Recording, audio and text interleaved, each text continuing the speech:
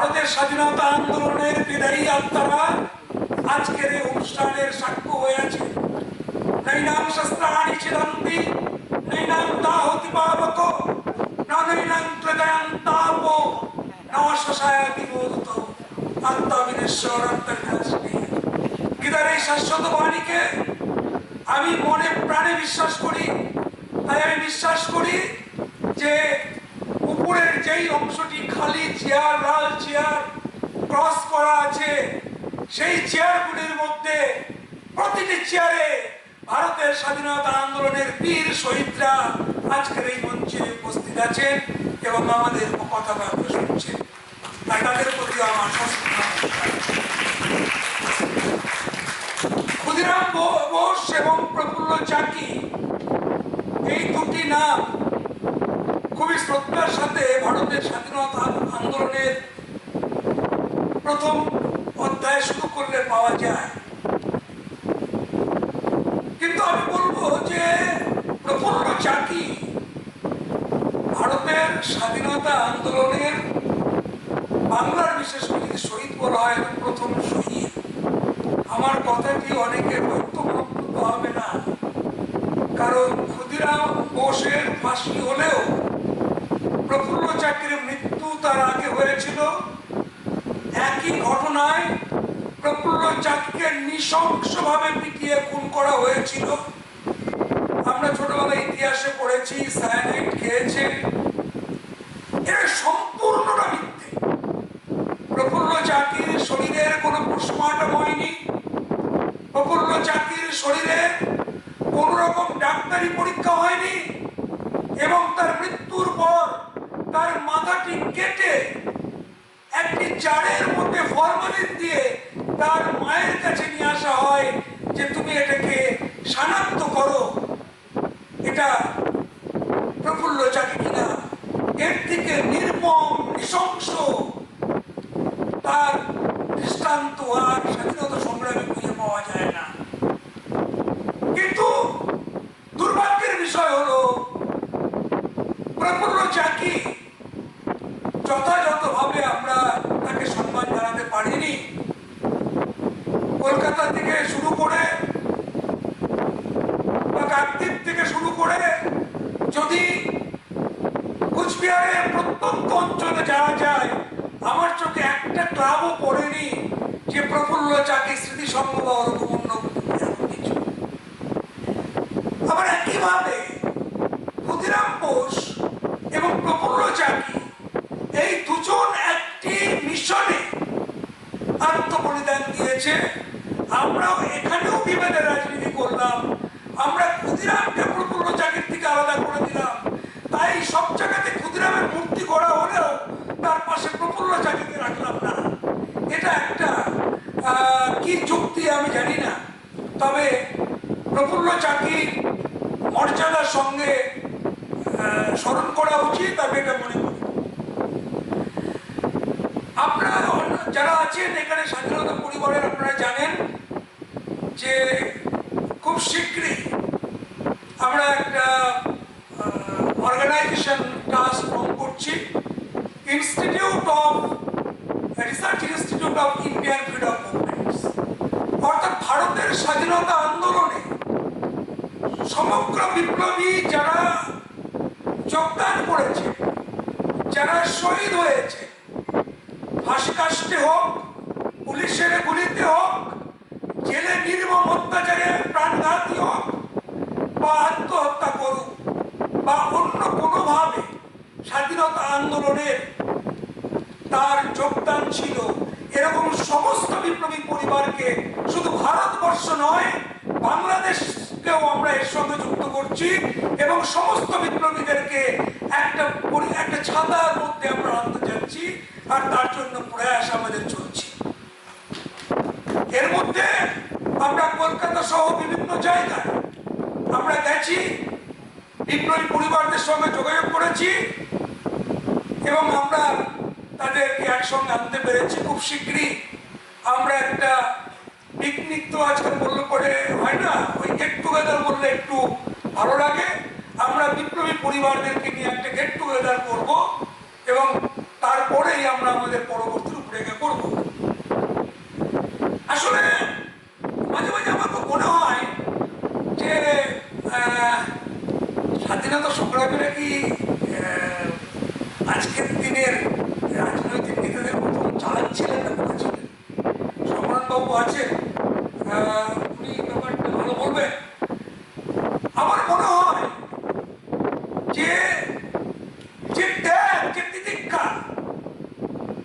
যে আত্মবলিদান আমাদের দেশের স্বাধীনতা সংগ্রামীরা করে গেছেন, আমরা কেউই তার মর্যাদা দিতে পারি না। উদাহরণ, 1947 সালে দেশ স্বাধীন হল, 50 সাল পর্যন্ত বিভিন্ন জেলে যারা বন্দী ছিল তাদেরকে মুক্তি দেওয়া হলো। আর স্বাধীনতা আন্দোলনে বিপ্লবীদের পেনশনের জন্য যে স্কিম, সেই স্কিম গঠন করা হলো 1972 সালে। অর্থাৎ স্বাধীনতা লাভ করলো, সরকার গঠন হলো, নির্বাচনের পর নির্বাচন হলো, আর স্বাধীনতা আন্দোলনে যারা অংশগ্রহণ করেছে তাদেরকে পেনশন দেওয়ার যোজনা শুরু হলো 1972 সালে। এর থেকে বোঝা যায় যে আমরা কতটা স্বাধীনতা সংগ্রামীদের প্রতি উদাসীন ছিলাম। 1982 সাল 83 সাল পর্যন্ত তাদের নম্র ফলক দেওয়ার কাজ চলল। সেই স্বাধীনতা সংগ্রামী মরে গেছে, তার পরিবারের লোকেরা হাতে নম্র ফলক তুলে দিচ্ছে। এগুলো রাজনৈতিক গিমিক ছাড়া কিচ্ছু নয়। আর রাজনৈতিক গিমিককে আমি পছন্দ করি না। আমার বলতে দ্বিধা নেই, আমাদের স্কুলে একটা মাস্টারমশাই ছিলেন অঙ্কের টিচার। অঙ্কে আমি চিরদিনই কাঁচা, জীবনের অঙ্কটা মানে বুঝি না, হিসেবও বুঝি না, কিন্তু মাস্টারমশাই জোর করে অঙ্ক করাবেন। আর হাতে পেন নিয়ে ক্লাস শেষের পরেও উনি থাকতেন যতক্ষণ ছাত্ররা সেই অঙ্ক না পারতেন তাকে দেশে অঙ্ক করাতেন। আমার মনে হয় আজকে সময় এসছে যারা বলে দেশ সেবা করবো, জনসেবা করবো, ইলেকশনে দাঁড়াবো, মানুষের কাজ করব, তাদেরকে আগে ঘরের মধ্যে আটকে রেখে স্বাধীনতা সংগ্রামীদের জীবন, আদর্শ, ত্যাগ, নীতিটাকে পড়াতে হবে, দেশ নিয়ে দাঁড়িয়ে থাকতে হবে। যতক্ষণ সেগুলো তাদের নাম মস্তিষ্কের মধ্যে ঢুকছে, না হলে এই দেশের কোনোদিন উন্নতি হবে না। এই দেশ চোর চোট্টানের দেশ হবে, এই দেশ চোর চোট্টানের দেশ হবে। কারা আজকে আমাদের সমাজে আছে? আপনারা কি মনে করেন যে প্রফুল্ল চাকির বা ক্ষুদিরাম বোস বা বিনয় বাদল দীনেশ তাদের মূর্তিতে মাল্যদান করার মতো যোগ্য ব্যক্তি পশ্চিমবঙ্গের মুখে আছে, যারা সমাজ তথাকথিত সমাজ সেবার নাম করছে? প্রত্যেকের গায়ে করাপশনের চাবি, প্রত্যেকের গায়ে লক্ষ লক্ষ কোটি কোটি টাকার সম্পদ। এরা কারা? কোথা থেকে আসছে? অথচ এরাই সমাজে ধারণ পাওয়া। আমাদের সমাজটা কেমন হচ্ছে জানেন? যে জয়েন্টে পাওয়া ছেলেটি ডাক্তার হবে, কোন রকমে পাশ করা ছেলেটি সমাজসেবী হয়ে রাজনৈতিক নেতৃত্বে আসবেন, আর সমস্ত ব্যবস্থাকে তিনি পরিচালনা করবেন। যতক্ষণ পর্যন্ত এই বোধটাকে পাল্টানো না যাবে, যতক্ষণ পর্যন্ত দেশবাসী না বুঝবে যে আমরা যে স্বাধীনতা লাভ করেছি তার পিছনে এইসব বিপ্লবীদের আত্মত্যাগ এবং তাদের কাছে আমরা ঋণী, এই দেশকে এমন একটা দেশের পর্যায়ে নিতে যা আমরা শপথ নিয়েছি প্রিয়াম্বল ভারতের সংবিধানের মুখপত্রে। তাই প্রত্যেককে আজকের দিনে শপথ নেওয়ার সময় যে আমাদের অস্তিত্ব দেশের অস্তিত্বে, আমাদের গর্ব দেশের গর্বে, আমাদের কাছে দেশ সবার আগে। আমি বেঁচে আছি দেশের জন্য, তাই আমার কোনো কাজ যেন প্রত্যক্ষ পরোক্ষভাবে দেশের প্রতি না করে। আর বিশেষ করে আজকে যারা রাজনৈতিক ভাবে সমাজের মধ্যে দাপিয়ে বেড়াচ্ছেন, আমি বলবো এটা একটা সময় এসছে চিহ্নিতকরণ করা, প্রশাসনকে কঠোর হওয়া। কারণ এখনো জেলখানাগুলি অনেক খালি পড়ে আছে, গরিব মানুষরা পায় না বিচার, থাকছে সেটাই অবহেলায়। আসল অপরাধী রাজপথ গলিপথ করেছে দখল। তোমরা আসো সবাই এগিয়ে নতুন ভারত করার আগ্রহ প্রবল হোক না নতুন ভারত, যাক না আরো হাজার প্রাণ। ভারত মায়ের নাম হোক উজ্জ্বল। এই বলে আমার বক্তব্য শেষ করছি। আর একটি কথা,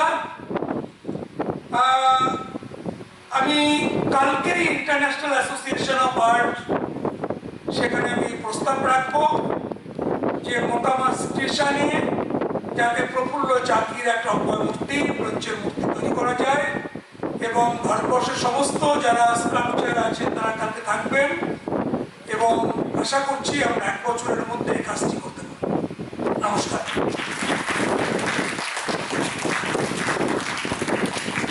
অত্যন্ত গুরুত্বপূর্ণ ও সময়োপযোগী বক্তব্য আমরা শুনলাম। অসংখ্য ধন্যবাদ ট্রাস্টের পক্ষ থেকে, কথোপকথনের পক্ষ থেকে। ডক্টর সুজাত্র ভট্টাচার্যকে অনুরোধ করব খুব সামান্য 2টি কথা বলার জন্য।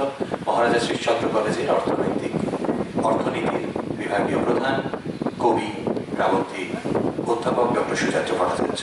আর হ্যাঁ, কথোপকথন আজ 9 বছরের একটি প্রকাশনা সংস্থা চাঁদির জন্য কথোপকথন পথ চলতে শুরু করেছিল।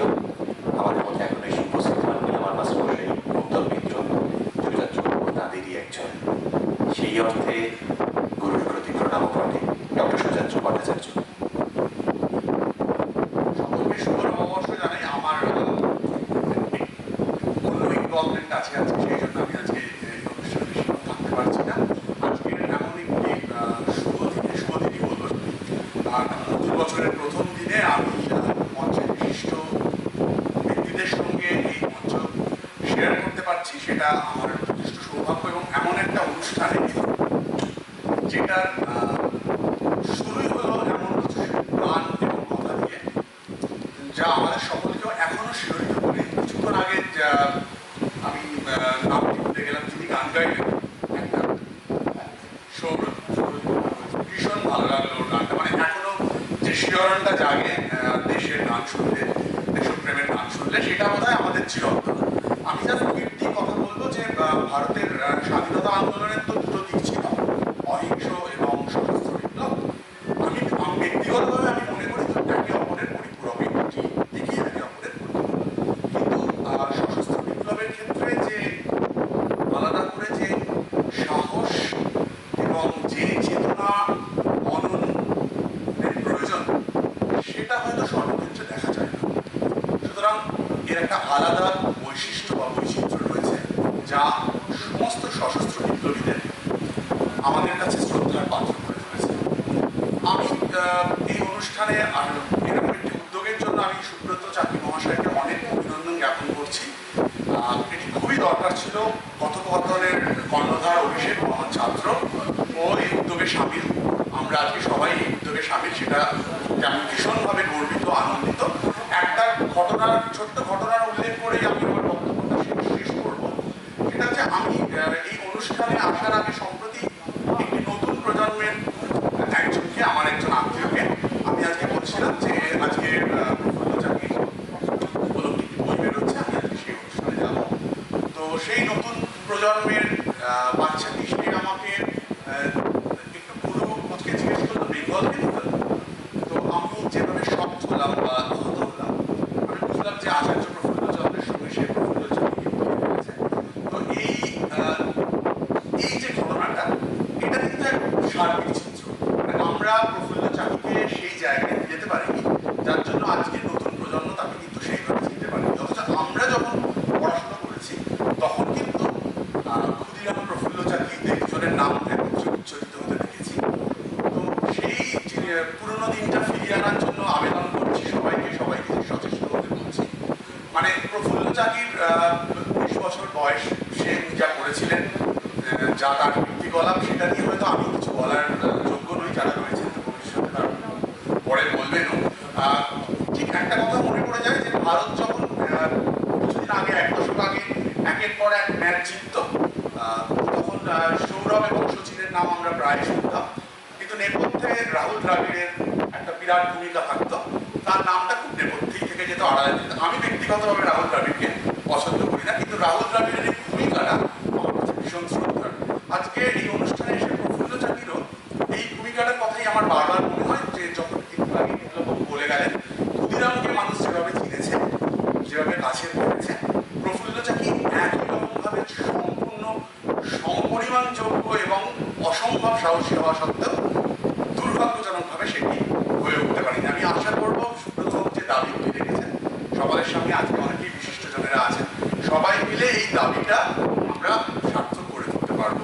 এটুকুই বলার ছিল। সবাইকে অনেক ধন্যবাদ। করে দেখা হবে। অসংখ্য ধন্যবাদ ডক্টর ভট্টাচার্যকে। বিপ্লবী পরিবারের সদস্যদের অনুরোধ, আমরা একটু দেরিতে শুরু করেছি বলে একটু সময় লাগছে। আপনাদের মঞ্চে আমরা একটু সামান্য সম্মাননা জানাবো। সকল বিপ্লবী পরিবার যারা এসছেন তারা একটু অপেক্ষা করবেন। আমরা একটু সময় আপনাদের কাছে চেয়ে নিচ্ছি, আপনারা ক্ষমা করবেন নিজ বলে। আমরা আপনাদের মঞ্চে একটু সম্মান জানাবো, একটু অপেক্ষা করবেন।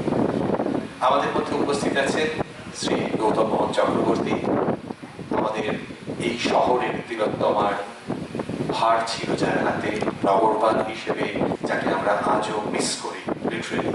তো অনুরোধ করবো শ্রী গৌতম মোহন চক্রবর্তীকে কিছু বলার জন্য।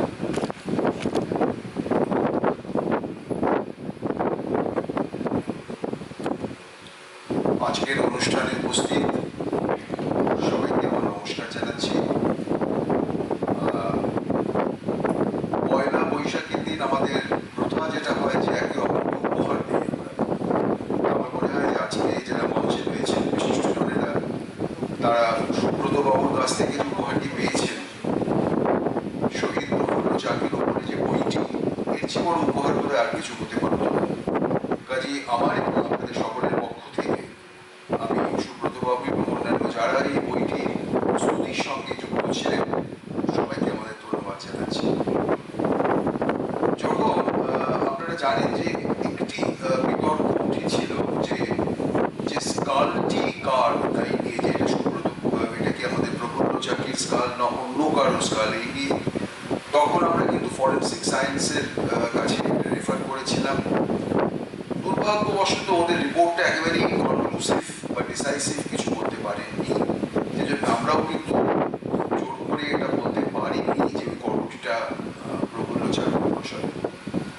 তারপরে আমরা আরও তদন্ত করার চেষ্টা করেছিলাম, জিনিসটিকে আরও ভালোভাবে দেখার, বিভিন্ন গোপন নথি যেগুলি আমাদের গোয়েন্দা দপ্তরে পাওয়া গেছিল সব পাওয়া যায়নি।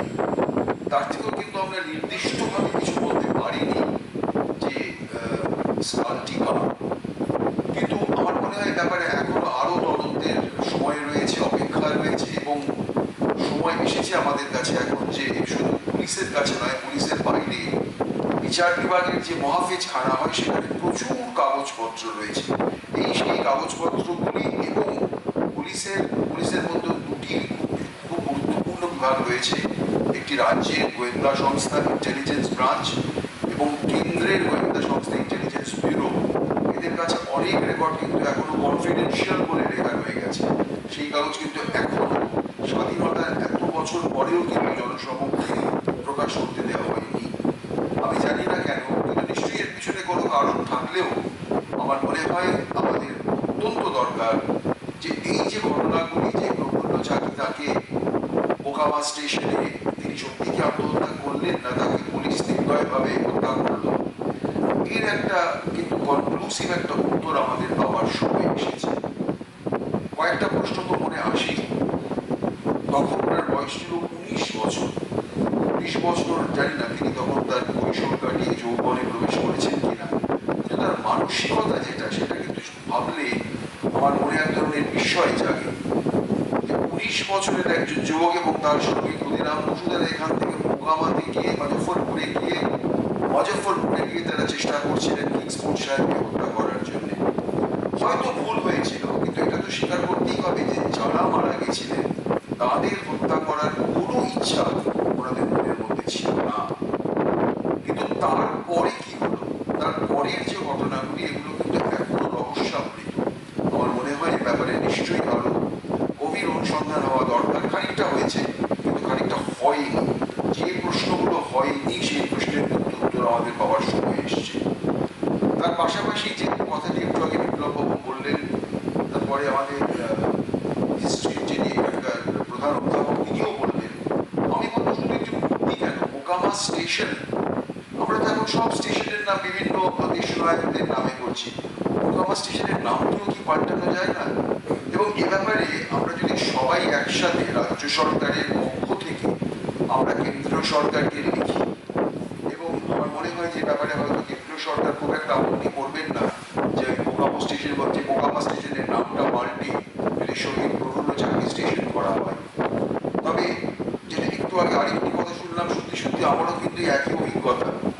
আমরাও সেই অর্থে বাংলা তথা ভারতের, বিশেষ করে বাংলার যারা বিপ্লবী ছিলেন, যারা স্বাধীনতা সংগ্রামের সঙ্গে যুক্ত ছিলেন, সেই অর্থে কিন্তু আমরা তাদের নিয়ে খুব একটা পড়াশোনা করিনি।